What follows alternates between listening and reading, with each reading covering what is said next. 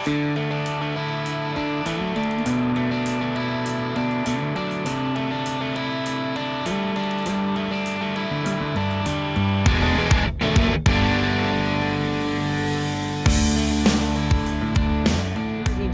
side job as an actor and stand-up comic raises ethical questions. The state's highest court ruled he cannot do both. That left him with a difficult decision: the stage or the bench. He shares his choice with our Terrell Brown. Vince has been living something of a double life. Municipal court judge by day, stand-up comedian by night. Wow, isn't it terrible with being bald and white and looking like the guy in the Amber Alert poster every time? Is it really possible to separate the careers and the identities? I absolutely believe that. I believe what I do on stage is an act. It's a performance. But Thursday, he got word that if he wanted to continue serving on the bench, handling misdemeanors like traffic tickets and restraining orders, he'd have to give up the limelight. Some hurricanes are even racist. Hurricane Sandy, the hurricane itself, was racist, right? What did it hit? Atlantic City, Jersey Shore, Hoboken, Staten Island. I know a mob hit when I see one. In a 30-page decision, the New Jersey Supreme Court ruled that Sakari's acting and comedy career were incompatible with the Code of Judicial Conduct. The Supreme Court is telling me, so long as you're doing both, you can't be a judge. And you chose comedy. Yes. In addition to his stand-up, Sakari has appeared on ABC's hidden camera show, What Would You Do?, where paid actors do outrageous things to capture people's reactions. All we wanted to do was shop. Yeah, shoplift, not shop. Come on. In this episode, he plays a store security guard racially profiling black customers. Do I have to spell it out? What do I need, Ebonics? Come on. Off-color bits like that led the justices to conclude that such humor by a sitting judge has the clear capacity to demean his judicial office and cast doubt on the judge's ability to act impartially. That's a character I'm playing on TV. If I was in Pirates of the Caribbean, would you think I was a pirate? Still, Sakari says he accepts the ruling. He's officially stepped down from the bench and plans to focus full-time on his career in entertainment. Something as prestigious as being a judge. You know what? I'll forego that to chase this dream. And so for all of this, it's worth it. Absolutely.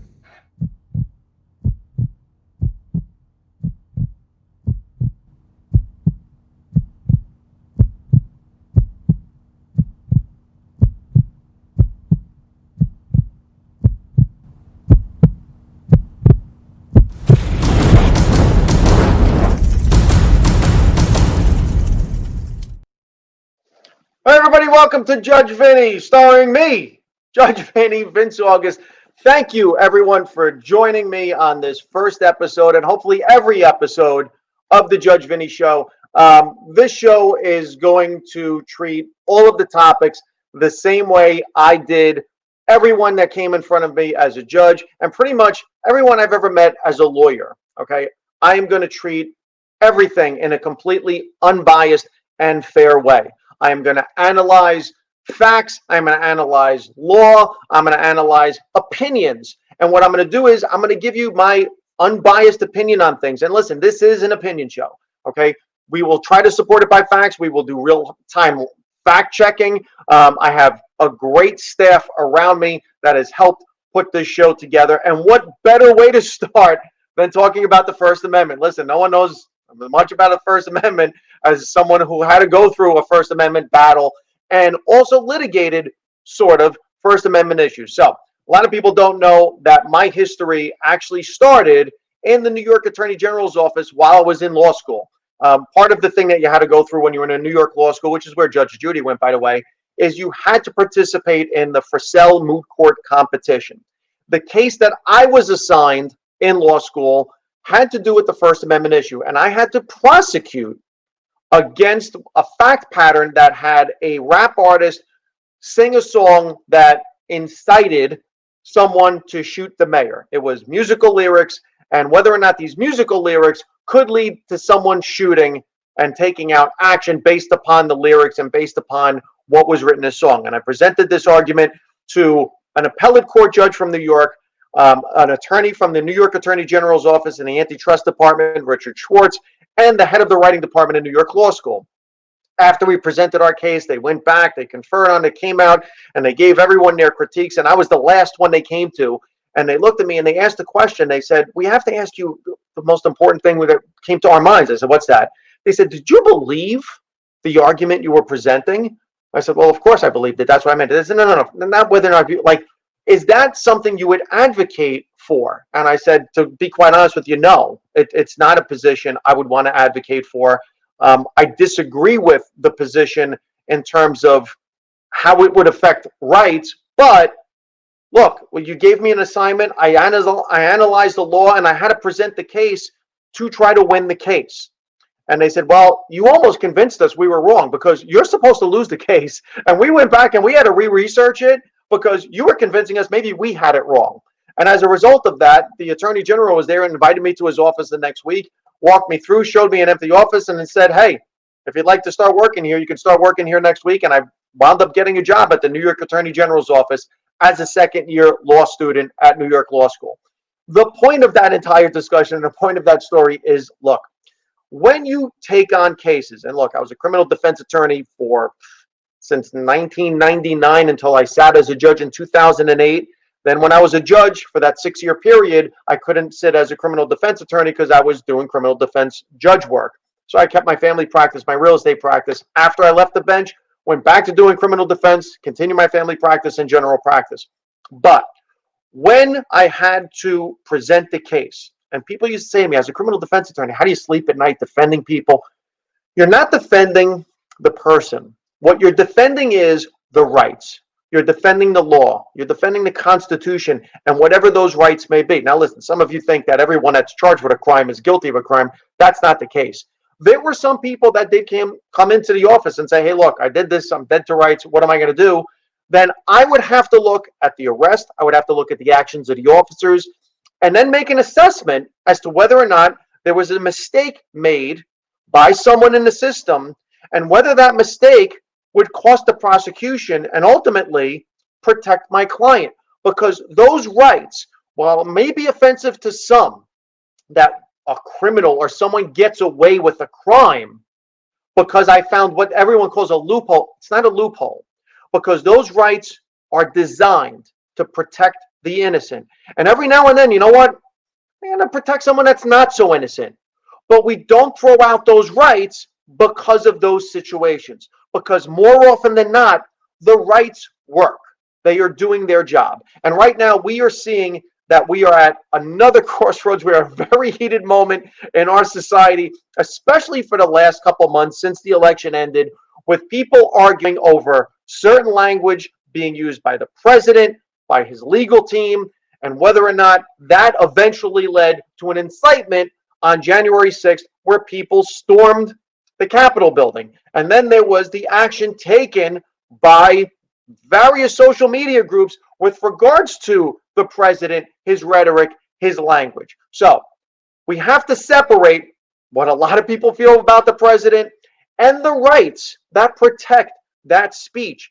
And people have to be really careful when they're willing to say, hey, look, you know what? I'll give up those rights just so I can see that person get what I think they deserve. Now, like any good judge, one of the things that you have to have is a really good system of people around you. And in the Superior Court, what judges would do every spring is they would start to interview legal interns. And they would bring in law students that are going to graduate from law school or just graduated from law school and interview them for a 1-year program while they would wait for their bar results. And what these legal interns would do is do a lot of the grunt work. Read the briefs, read the case law, make sure that the judge was up to date on all the most recent case law.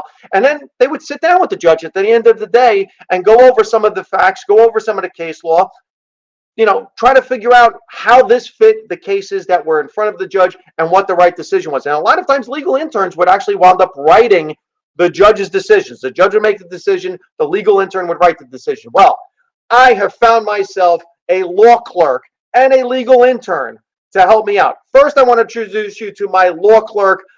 He's just an absolute great friend of mine. He's become a really good friend, and he comes from a generation that's much younger than me and gives me a perspective that I need. So the reason I have my law clerk with me is to help me have a perspective of a generation understand and to bring the type of intelligence that, look, hey, I don't know everything, but that's why I have Ben Goodfriend, my law clerk, to help me out. Ben, thank you so much for taking this journey with me on the Judge Vinny Show. It's really a pleasure to have you here working with me on this show and putting this together with me. So first of all, thank you. Your Honor, it's an honor. I'm happy to be here. I am very excited to work with you, and I'm a fan of all that you do.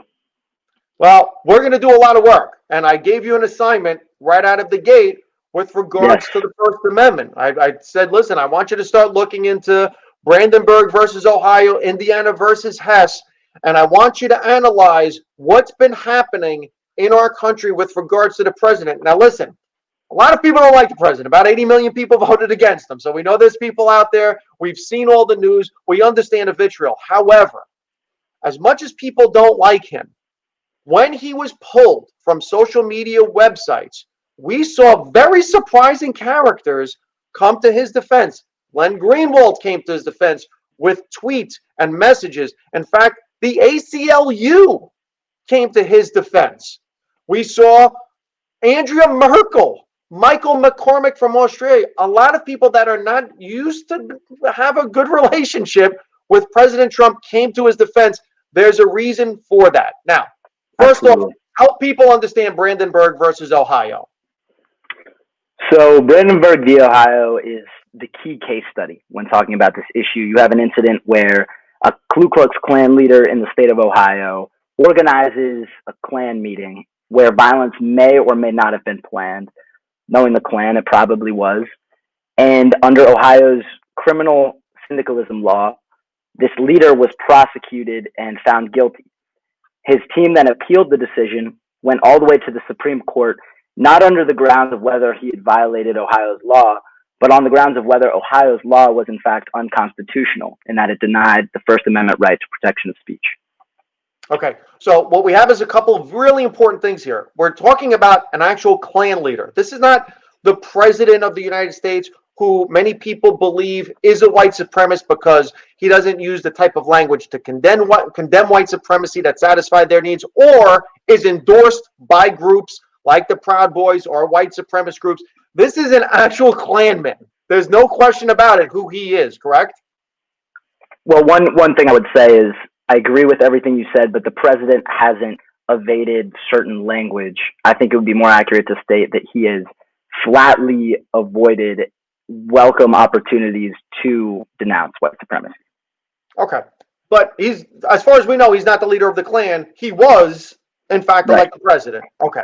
Absolutely. So the language that comes from his mouth with regards to the election, with regards to what he said to that massive group of people that congregated on January 6th in Washington, D.C., okay? Right. It's not enough to even advocate violence. He's got to be very specific in order to, in a court of law, we're not talking about impeachment, in a court of law, he's got to be really specific with regards to what he says to violate Brandenburg versus Ohio. Is that fair? It's very fair. And, you know, I'll be honest, I'm not a fan of this man. You know, I think he's a tyrannical imbecile, but that doesn't change the facts of Brandenburg. And we have to look at the case and say, regardless of what we may think about Trump, did his comments rise to that Brandenburg standard of imminent violence? That's a separate question. I think there's a separate question, Judge Vinny, and that is, you know, we have this incident, the incitement, and it's very difficult to prove, as you've outlined, because of the case law. However, there's something else going on, and that is a sitting United States president has denied the results of a free and fair election and launched, you know, a maniacal lobbying campaign only in the states where he lost against those state legislatures to go against the will of the people and overturn an election. So I think while it's important that we but he brought legal challenges. Now they failed, so he had a right to bring those legal challenges. I think, if I'm not mistaken, your issue, Ben, and I understand your issue, and it's the issue of a lot of people, and people on the right share your sentiment. It's the language by not accepting the results that started to rise and raise the temperature. Is that correct? and I wouldn't even argue that that language incited violence. I would go a different route and say that because of that language, Trump has done irreparable harm to our democracy that I believe rises to the level of high crime and misdemeanor. Okay. So now there's the impeachment issue and there's the First Amendment issue with regards to, look, we have to protect certain speech. Now, Right. whether or not it's, this is befitting of a president, okay, whether or not Congress can take the action, we'll leave that for Congress. We'll leave that for whether or not you can remove a non-sitting president after he's been moved, whether or not you can present the case within 24 hours with no witnesses. No, forget about that. That's a congressional issue. What my concern is, and listen, I've been under the gun for free speech issues. You know this. Right. Is this the type of speech, ultimately, we have to separate the law from the person we have to protect? Ultimately, this is the most important speech to protect because the most important speech to protect is unpopular speech. If we look at the ACLU's track record, they defended Nazis in a very Jewish part of Illinois, marching through the street because it was their constitutional right to peaceably assemble. Me, as a Jew, I would like a pay-per-view date with any Nazi. Me, as an American citizen who wants to uphold our civil liberties, I'm happy the ACLU defended their rights, and I believe that Donald Trump needs to have his rights protected, not because I care anything for the man, but because his rights are all of our rights as the system currently works. Right. And listen, for those of you watching, if you can't see the pain in Ben having to say, we've got to protect the words of Donald Trump. Right now, this is like nails on a chalkboard for Ben to have to say those words. But look, we've joked about it in the past, and we've come to this point, and we've had a lot of back and forth about this. And this is why I wanted to have this as a first episode, because I know that internally, this is something that you've really struggled with. Now, for me, look, I put on the lawyer hat, I put on the judge hat, and I look at things in terms of this is the law, this is what's right, this is what's wrong. But as look, we have that human element to us that we can't turn off. Right. And you obviously have been able to turn that off. How do you reconcile that? Because listen, you come from a different generation than me. How do you reconcile that? I do want to make one point before I answer that question, and that is that Trump has put us in a very difficult situation where we have to choose between permitting an elected official who works for the people openly flouting the Constitution and democratic process. We have to either censor that and restrict our own civil liberties, or protect our civil liberties and let this villain go unharmed. So it's a difficult situation either way.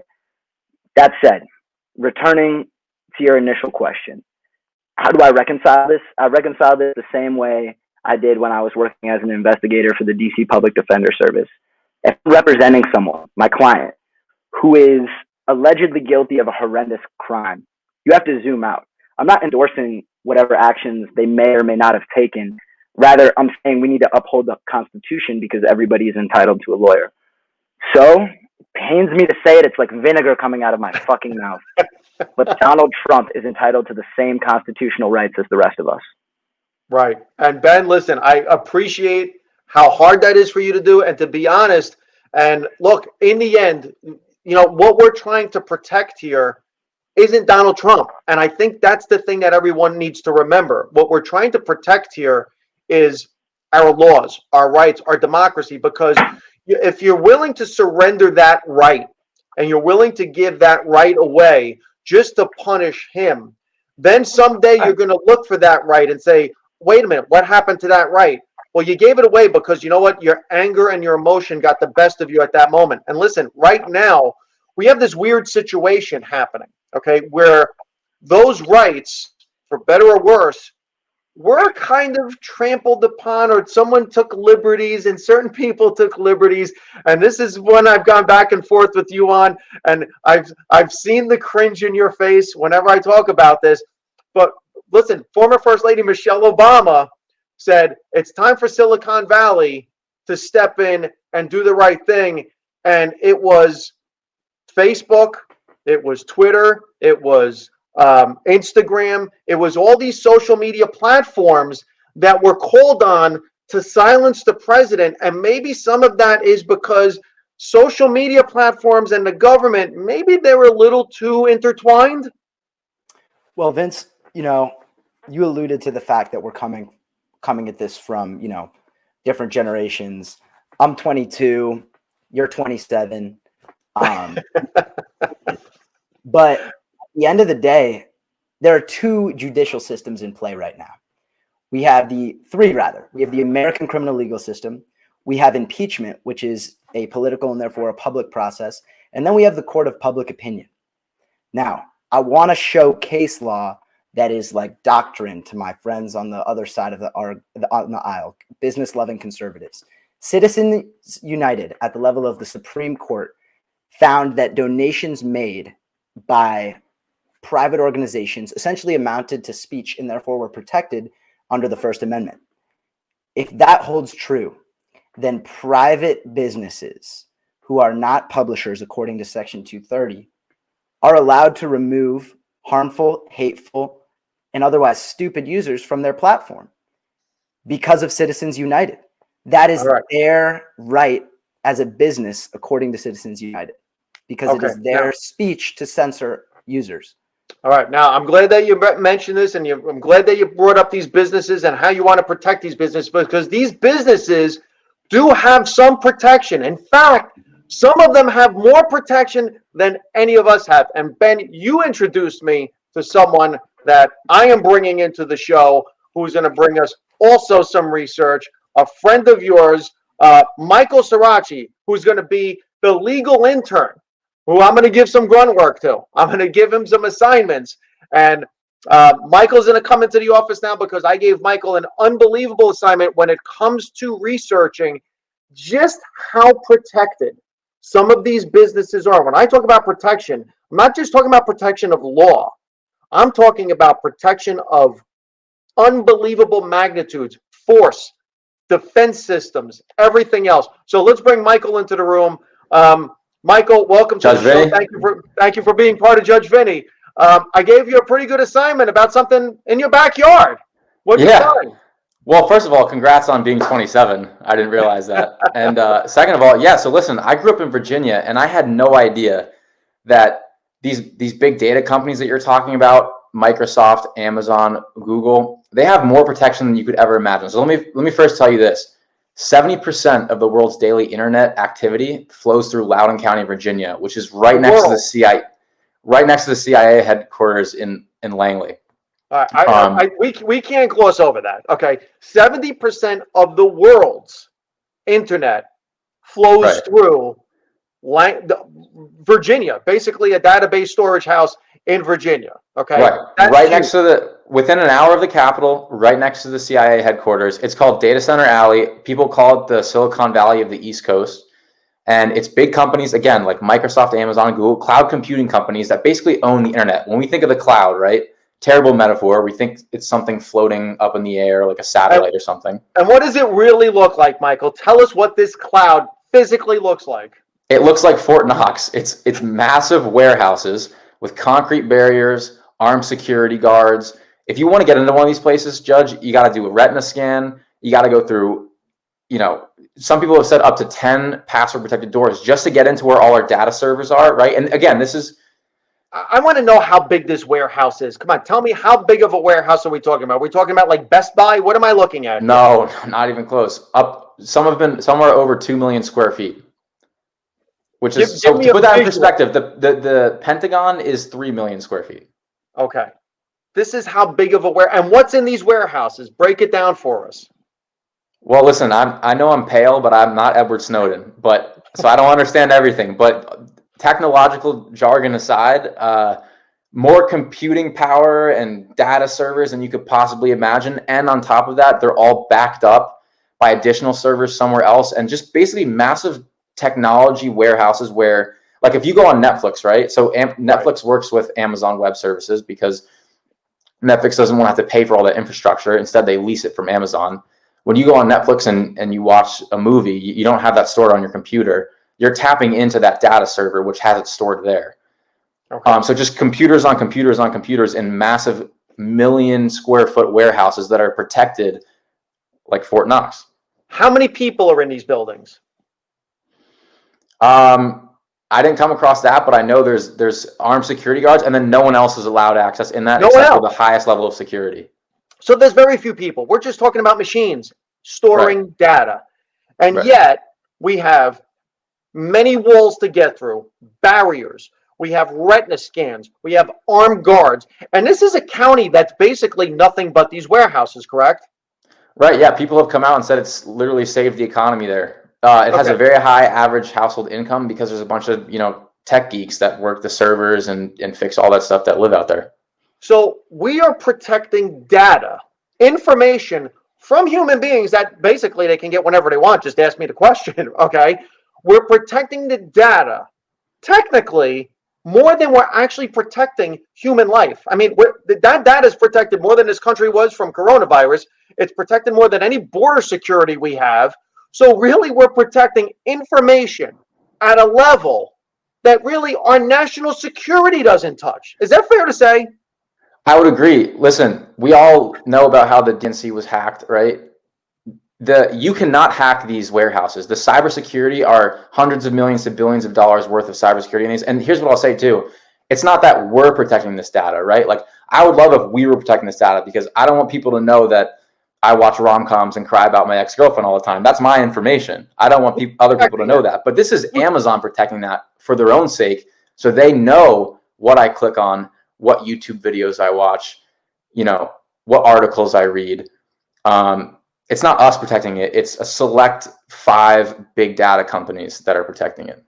Amazing. Now, I want to bring Ben back into the discussion, because I think it's really important now that we kind of tie all of this together. So, Ben, let's bring Michael back in. All right. So here I have my law clerk. I have my legal intern. And now Judge we have Vinny, all of this information.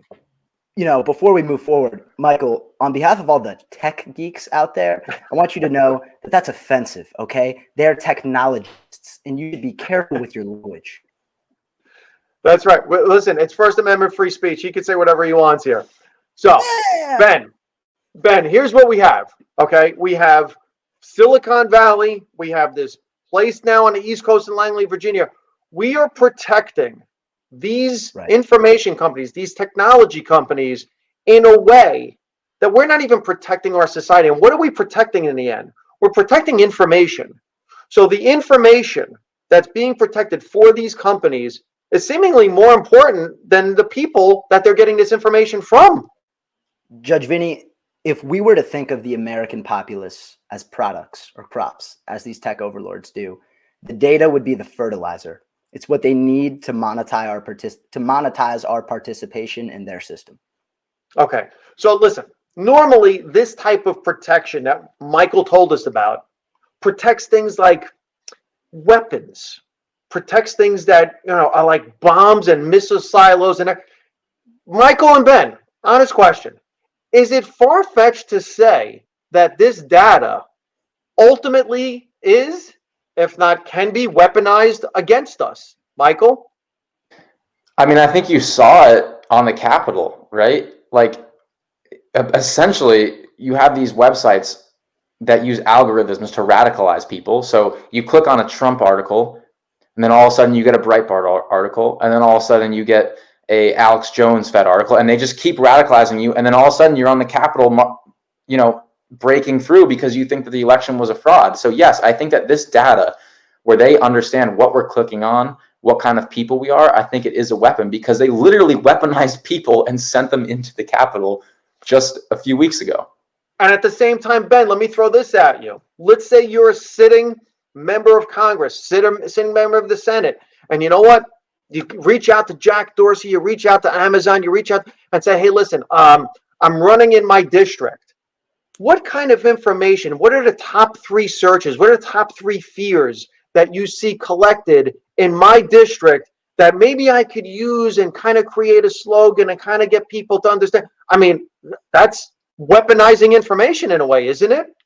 Absolutely. Absolutely. But I think it's important to remember that these are private markets guiding publicly traded corporations.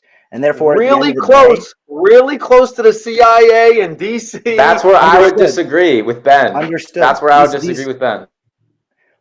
Go want to ahead, Ben, make make your point. Make your point. Well, it is certainly suspicious that we have this level of security. The only other time in the United States that we see this level of security is when the state is trying to keep black people in prison. That's the only other time where you see this level. And now it's coming from the private sector. And the proximity to the CIA and the seat of government is certainly troubling. But these companies are smart, and they know that the public, at least in some way, is worried about that type of collusion. So do you really think that Jack Dorsey would risk the value of Twitter over engaging in some sort of collusion? I think it's more likely that we see a scenario where Congress would start to copy the tactics of a Twitter, but they collect their own data and weaponize it as such. But they don't have to work with Congress. They can actually work above Congress. So, for example, they can go to a congressperson and say, hey, AOC, listen, we need a bill brought to the floor. Bring this bill to the floor. You know what? I'm not feeling that bill. I'll be honest with you. Oh, really? Okay, because I have to tell you, we saw a tweet that was a little bit questionable and doesn't meet our standards. And, election time is coming. You know what? Well, we're going to take your account offline for the next 2 months. I mean, I'm looking at Michael. He's sitting up his chair. He's nodding. He's dying to jump in. Michael, go ahead. Jump into this. I think it's ludicrous to imagine that these billionaires who have become even richer during the pandemic wouldn't stoop to the level that you're insinuating that they would, which is using leverage to push each other in the same mutually beneficial direction. Listen, the CIA and Data Center Alley are right next to each other. The CIA has a $100 million contract with Amazon. These people work together, and they're intertwined in such a fashion that I don't think that we could say that like a place like Twitter is a true public forum. I think it's more than that. And what we also saw this year during the global pandemic, or last year, I should say, was the largest upward transfer of wealth that really was offensive. When you see the people going through what they're going through, and yet the money seemed to flow up. When you see people like Bezos and Zuckerberg, and you see people like Dorsey actually profiting and their companies are growing. They're in a pandemic where 14 million people lost insurance, health insurance, where you saw small businesses being shut down, and you saw all of this happen. I think it's time that we look and say, hold on a second. We have to be careful giving away this much power and protecting this kind of power, because it looks like it's really, really easy to use against us. And Michael's telling me, even if I wanted to try to stop it, even if I wanted to try to hack in there, this place is Fort Knox. I can't even get near the place. Judge Vinny, I got to jump in and make one crucial point. Go ahead. This scenario that you and Michael are outlining is certainly worrisome, but it's predicated on the notion that the government relations division at these companies has real clout and can guide the actions of the companies, when in reality, these companies are run by the engineers, because as we saw with the farms, it's all about the technology.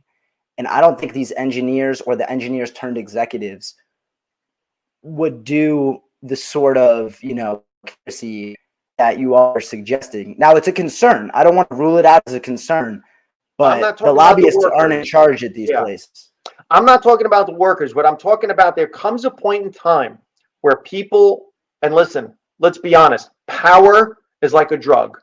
And when you see that you can exercise that kind of power over a government, over a globe, when you think about it, the key thing that Michael found out, that when I first heard this blew my mind, 70% of the world's information, the world's data. Look, we're not just talking about the United States, and this is a United States threat. This is a global threat. Maybe that's why you see a Michael McCormick. Maybe that's why you see an Andrea Merkel. You see people that normally would never protect somebody like Donald Trump, the ACLU, saying, whoa, whoa, whoa, whoa, whoa, hold on a second here. We need to think about this moving forward. And you know what? Look, we have Democrats coming into power. This is it. This is their show. If there was ever a time, and we're going to tie it back to where I started, the Attorney General's office, the Antitrust Department. When I worked there, it was G. Oliver Capel, and it was a Democrat in charge of the Antitrust Department. We had 13 lawyers. Vaca wins the election. A Republican stuns the Democrat in New York. We're down to 4 attorneys. We lost 9 attorneys literally in 2 weeks because the Democrats enforced the antitrust laws. Listen, we have Elizabeth Warren who's been chomping at the bit. Bernie Sanders chomping at the bit. I want to see if they get a seat at the table and we actually start hearing about breaking up some of these monopolies and maybe divesting some of this control. So you know what? It's not all in the power of a couple of people. Guys, you did a phenomenal job, Michael, Ben. This is normally the part of the day where I would get changed and get ready for comedy. So you know what? I'm going to get a little bit comfortable. Ben, do you mind manning the show for a little bit, just in case something happens? I don't know what might pop up, but I'm going to get changed. And listen, if there's a call or anything, take care of it for me if you don't mind.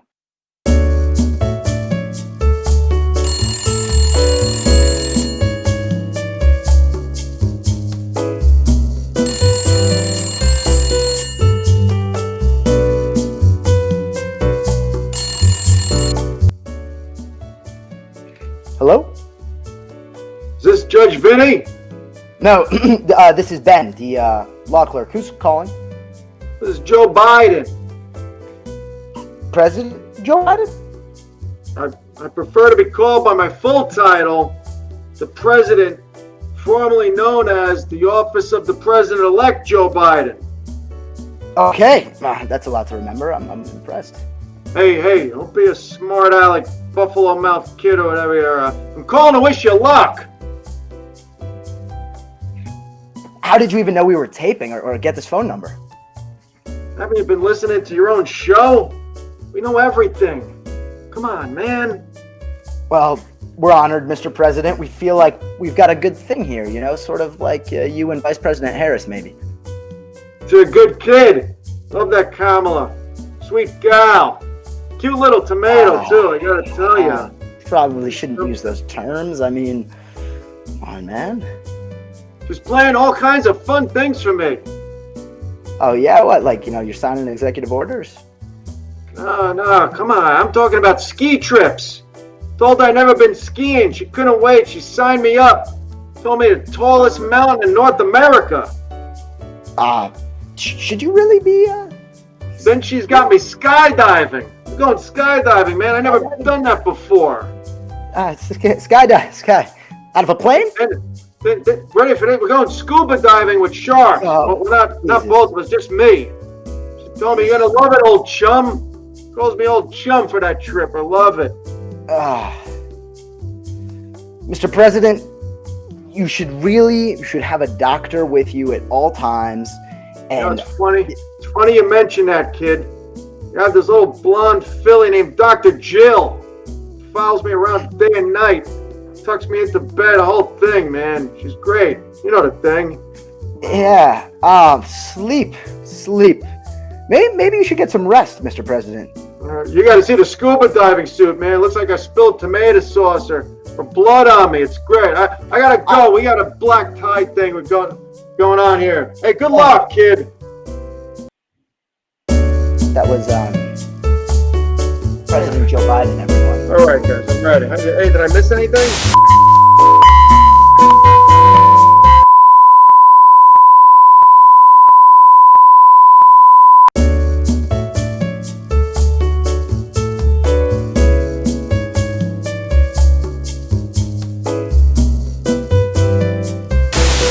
This kind of brings to mind, like, now that Trump is out of office and Biden is in office, what do you think is going to happen to comedy? Because from my perspective, it seems like the butt end of every single joke in late night and in stand-up has been Trump for the last 4 years. All right, look, we just had some fun with an impersonation, me and Ben. But the truth of the matter is, I say to people, comedy didn't start in 2016. And it's certainly not going to end in 2020. Look, I'm older than you guys. Ben thinks I'm 27. Ben, I hate to break it to you, I'm 51. I grew up watching. Over 27. Sorry, man. I grew up watching Carson. I grew up watching Merv Griffin, people that died long before you were born. And I got to tell you, making fun of presidents goes back to Nixon. It goes back to the Watergate, and I'm not a crook. It takes us through Carter, the Reagan impersonations. Look, I was good friends with Darrell Hammond. And Darrell Hammond did Clinton so well. People were impersonating Hammond doing Clinton, not even Clinton. That's how good he did. Like this, like Darrell Hammond doing Bill Clinton. Hey, you guys are great. I'm going to kiss your baby and your wife. Now, here's the funny thing. Hammond actually added this thing where he would turn to the camera and bite his lip, and Right. Clinton never did that. Hammond made that up, and everyone Right. thought that Clinton did it. But Michael, getting to your question, I think a lot of people want to sanitize Trump out of our memory. And I think that's the wrong way to go about it. I think this country is built on finding a way to find the humor in everything. I think that's what makes us America. That's what makes us fun. Look, I don't know about, make America great again. I don't want to make America great again. I want to make America fun again. And I think the way we do that is to laugh at things. Look, I never thought I would laugh at 9/11. I was watching it happen, not on TV, in person. And you never thought you would laugh at that. And then I'm watching Curb Your Enthusiasm, and there's a guy talking about how, he lost somebody that day up on the Upper East Side. And they're like, wait, what? And I'm laughing at that. And I'm like, wow, we found a way to make 9/11 funny. So, this notion of sanitizing our history as opposed to just looking at us and saying, hey, that was kind of screwed up what we did back there. I mean, you have to learn to laugh at it. And we did it with Obama, with Key and Peele. Jay Farrow used to do it on SNL. I think we have to continue that tradition. The only thing that I think is different about Trump as opposed to the other presidents, and Ben, we had this conversation. Trump was on the Comedy Central roast. He did SNL, right? Fallon caught a ton of crap for tussling his hair, and it was all fun and games. Look, he was on Mika and Joe Scarborough every morning. Joe Scarborough wanted to run with Trump. And then it became, oh, shit, it's not funny anymore. And it's like, no. You made it not funny. It was funny, and then you made it not funny. And then there's the seriousness, which brings me, Michael, to your question. Then there's decorum. Okay, and then there's where you make fun of it and where you don't make fun of it. And I have to tell you, as a judge, I didn't do jokes on the bench, maybe because I didn't have to, because the truth of the matter is I had a comedy club to go to afterwards. So it's not something that I had to use as a platform. Maybe that's the issue we need to tackle is let the professionals do it. We're good at it. Let us have some fun with it. Let the news people do the news. Let us do the jokes, and we can really move on and have some good time with this thing and look back. And rather than we have to erase it, we have to sanitize it. We're better than that. Let's laugh at it a little bit. No, I don't know. You guys tell me. Well, how do you draw the line between a professional and a newscaster? Like, I mean, it might sound obvious, but I think it is important when we talk about, again, this whole show, the First Amendment. It's like, shouldn't everyone have the right to make a joke about President Trump? I think it's when you tell that joke and who you are telling the joke. When people turn on the news, they turn on the news to get information. Okay. So I tell people this, like, for example, here's a great way to put this. You set me up. Okay. So we used to do comedy shows and everywhere we could find when we first started out. So there was this laundromat on the west side, and we noticed that people were sitting there doing laundry and they were reading their books, and we walked in and we're like, hey, listen, we're trying to get stage time. It's really tough. How about we come here on Wednesday nights and put on a comedy show for you? And they were like, oh, okay, that's cool. Now, for the people that brought chairs and sat and watched us, it was cool. For the people that just wanted to do laundry, it was like, hey, man, I don't need to hear this shit. I don't need to hear this racist shit or whatever we were saying, Yeah. So, again, for them, it was going. I tell people all the time, like, even in a restaurants that would say, okay, now 10 o'clock on, we're doing comedy. I'd be like, do they know there's going to be comedy from 10 o'clock on? Because these people came to have dinner, not necessarily have comedy. In a comedy club, hey, listen, you know why you're there. So if I'm turning on the news, it's to get information, get opinion, get whatever. And then if you start making off-color jokes, same thing goes for the Senate floor, the House floor, the office of the presidency. And even, look, Donald Trump on his rallies, again, a lot of the stuff that upset people were just like, well, dude, is this a stand-up act or you're doing a rally? And I used to tell people, man, if he starts touring after he's out of office, some of us are in trouble. Sebastian Maniscalco is going to be in trouble. He's not going to sell out arenas the way this guy sells out arenas. So it's decorum. It's the right place. It's not the right place. It's who you are. And it's like, dude, like, listen, when I was a judge, they said to me, you can't say some of that stuff. And I'm like, all right, listen, I disagree, but there's rules. I get it. So Listen, you guys are a lot younger than me. Let me ask you this question. I saw a lot of things happening on my phone, popping up. Hollywood Reporter, this, that, the other thing, and how Hollywood and movies and television shows are going to change now and have been changing. I mean, how do you guys feel about how speech and roles and, you know, how we're trying to change the dynamic in Hollywood? How's it affecting your generation? I mean, I think it's welcome change. You know, for a long time, we've just been seeing white people on screen, and that is where culture gets produced in the United States, right? In theaters, on television screens, across radio waves. So when you only see white heroes and dark-skinned villains, when that finally gets corrected, of course, there's going to be a bit of an overcorrection to the point where they're really hitting you over the head with it. But ultimately, I think we're charting towards a better, more truthful form of entertainment, right? Because that's what it should be about, telling true stories. I think those are the best. Michael. Yeah, I think it's a welcome change. Like Ben said, I think it's a step in the right direction, but I think we're not there yet. An example I always think of is like Spider-Man, right? It's like written by white people, directed, produced by white people, and it's like, we need more minorities. Let's make a Black Spider-Man, a live action one. No. Let's do an animated Black Spider-Man. Awesome, diversity. We have an animated Black Spider-Man now. It's like, no, let's make a movie. If we're gonna try to appreciate, minorities, let's do one that's more genuine than just like. And you're nailing it, Michael, because here's my thing. Look, I grew up an Italian immigrant. My first language was Italian, and all of the characters I saw on TV, superheroes, there was no Italian superhero, okay? Batman was Bruce Wayne. He wasn't Bruce Marino, okay? Superman was Clark Kent. He was an alien, and they couldn't even make him an alien from Europe. They made him an alien from outer space. It's a metaphor. So, yeah, and to me, can you imagine if they made Superman an Orthodox Jewish guy? Right, and I'll be honest, could save you, but it is Shabbos. It is good Shabbos. To me, like my whole thing is, look, I want to see stories about Italians that are true to Italians. It doesn't have to be a gangster, and at the same time, I don't need to be an Italian Ghostbuster. You know what I'm saying? You can make me something else. You don't have to show me that, Vincenzo Sicari could be, Dr. Venkman. No, man. Write a new role. Watch. I could do a new version of Italian ghostbusting where we go into my parents' house and we find all the old china that we never ate on, and we could do a whole thing how the china comes to life or something. There's a different version of that show.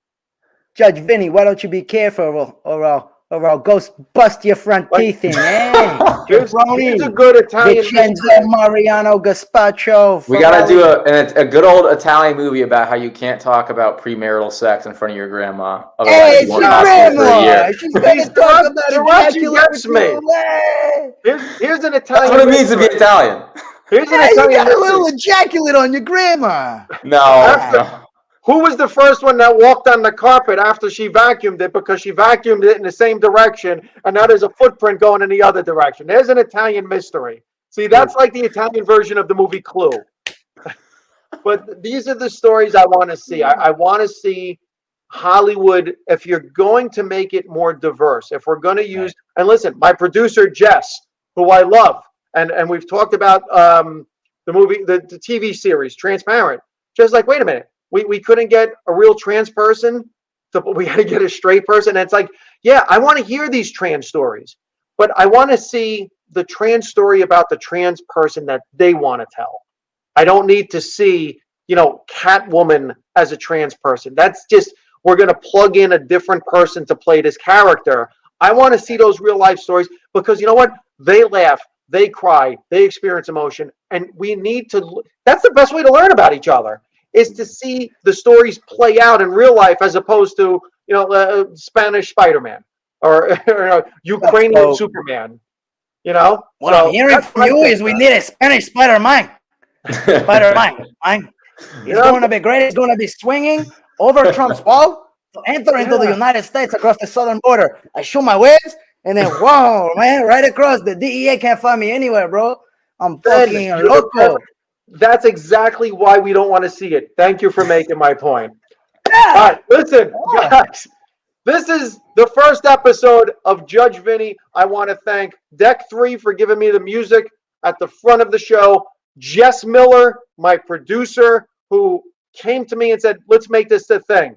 Ben Goodfriend, my law clerk, who's going to be with me on this journey. Michael Sirachi, my legal intern, who's going to be on this journey. Thank you, everyone, for watching. Please like, share, subscribe to my YouTube page. We're going to make this thing a thing. So thank you for joining me, everybody. Have a great night.